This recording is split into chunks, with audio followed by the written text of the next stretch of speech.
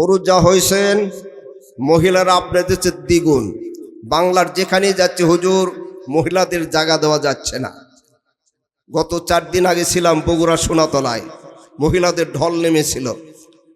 শুধু এখানের পরিস্থিতি আমি জানি না, যাই হোক, বাংলাদেশে যেখানেই যাচ্ছি পুরুষের চেয়ে মহিলাদের সংখ্যা বেশি হয়, ঠিক না ব্যাটি? কিন্তু এত ওয়াজ শোনার পরেও এদেশের মহিলাদের চরিত্র কোনোই পরিবর্তন ঘটল না।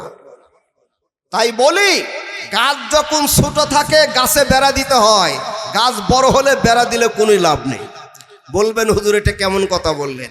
60 বছরের বৃদ্ধা মহিলা, চেহারাটা ভেঙে গেছে, ওর চেহারার দিকে কেউ তাকাবে না। ও যখন ঘর থেকে বের হয় বোরকা পরে, আবার যখন 16 বছরের নাতনিকে কলেজে নিয়ে যায় বোরকা ছাড়া, ঠিক না ব্যাটি? আয় তোরে কলেজে নিয়ে যাই পাহারা দিয়ে। রাস্তায় যদি খালি যুবক যদি কেউ একবার চেহারার দিকে তাকায়, এই বুড়ি বাড়িতে সে তাড়াতাড়ি চেয়ারম্যানের কাছে যায়, তোমারে ভোট দিয়ে কেলে চেয়ারম্যান বানাইলাম, আমার নাতনিকে কলেজে নেওয়া যায় না। নিবে কেমনে? তুমি 60 বছরের বুড়ি হয়ে তুমি বোরকা পরো, তোমার 16 বছর নাতনিকে কলেজে নেওয়া দাও বোরকা ছাড়া, ইমপ্রিজিং তো করবে।